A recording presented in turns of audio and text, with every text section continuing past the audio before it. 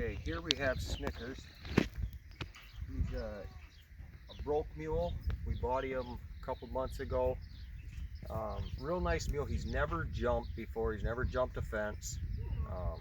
But he's gotten real comfortable jumping the jump.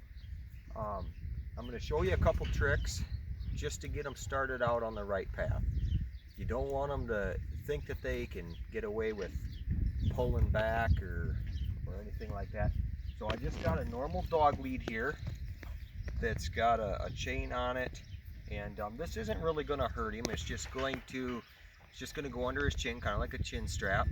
And when I ask him to jump, if he is moving around, it just kind of puts a little pressure under his chin to help persuade him to do what I'm asking. But I'm going to be gentle with him.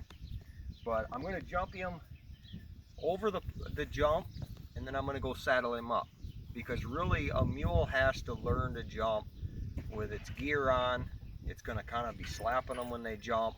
The stirrups will hit them on the side or whatever. And then I need to get the blanket is another thing I got to go get. I got to get him used to seeing the blanket, jumping that. So I'm going to just show you what I'm going to do here. Is I'm going to put this through the side of the halter and just go up to the other side. I'm going to take the lead rope.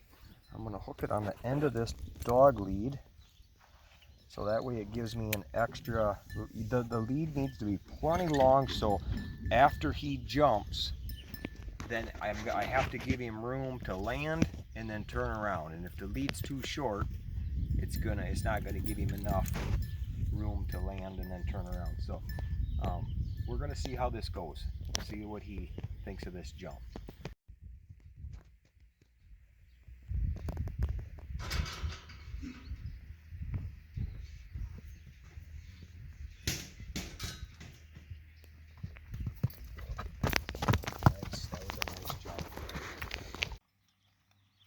Here we have Snickers saddled up, ready.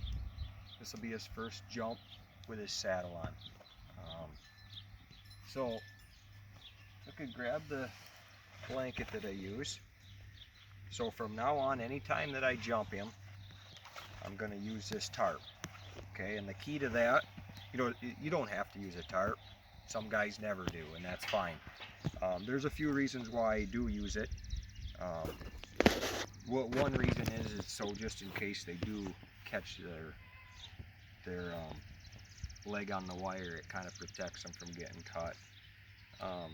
But the main reason is that they get used to looking for this tarp. When I put the tarp on something, they'll jump it. Okay, and the reason I like to do that is at night.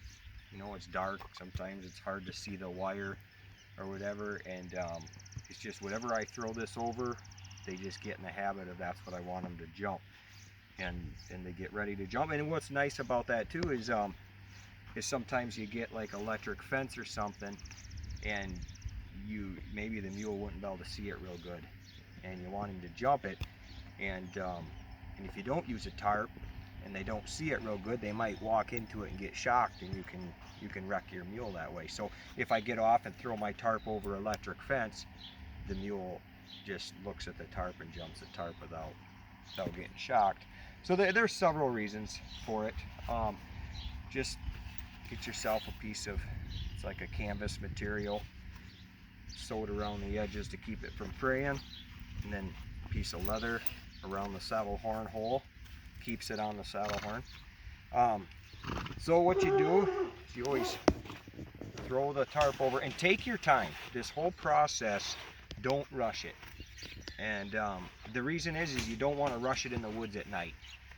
It's a good way to get hurt. And I'll make another video on jumping fences at night, or jumping fences period. And there's kind of a process to it. And if you get a mule too rammy when you're training him, then while you're working on the fence, getting it ready to jump, he's going to be ready to jump and you can get hurt. He'll try jumping it when you're working on the fence, getting it ready. So take your time, keep him calm, and put the blanket on there so he gets used to looking at the blanket.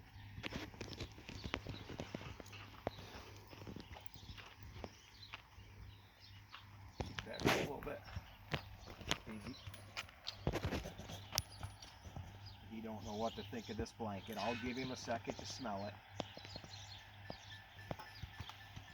Oh. Okay, that was really good.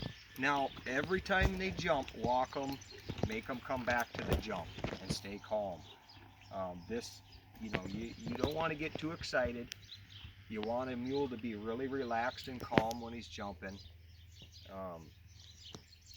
And you always want them to walk back to the jump. This is important. If the lead rope slips out of your hand or something at night when you're hunting, and if a mule isn't used to turning around and coming back to you, a mule could just you drop the rope, you could just kind of take off. All my mules, when they jump, you could let go of the lead rope if you wanted to, and they would jump, turn around, and walk back to the fence that they jumped. So that's another good habit for safety. We're going to jump a couple times here just to get him used to it. Okay, take your time, kind of play with it a little bit. Keep him calm. And it's always good to ask him to jump. When you get to that point when they're looking at it and you know he's thinking about it, tell him to.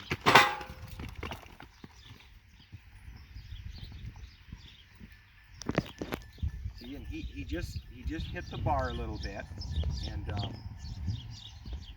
that smarted a little bit. It'll make him a better jumper.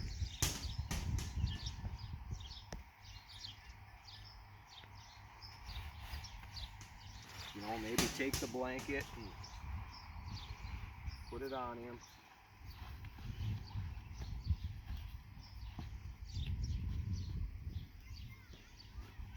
Take it off, kind of go through the process with him, make him wait. I can already tell he's going to be a really nice jumper when he's finished. He already shows a lot of athleticism. Oh. There, that was nice. So that's it for this video. So the key is just take your time. Don't make any mistakes. Help him build his confidence. Stay calm. That's the big thing. Is the foundation that you put on him in the beginning is going to go with him the rest of his life. And I'm going to put together another video that's going to show him jumping before I even put my hands on him. See, I got another mule behind me looking to jump in here. But yeah, and you're going to see in that video that he's very willing and very comfortable with the jump, which really helped on my part, is because then when I put the lead on him, I really didn't have to coax him too hard. He pretty much already had it down. So anyway, I'll get that video up soon. All right.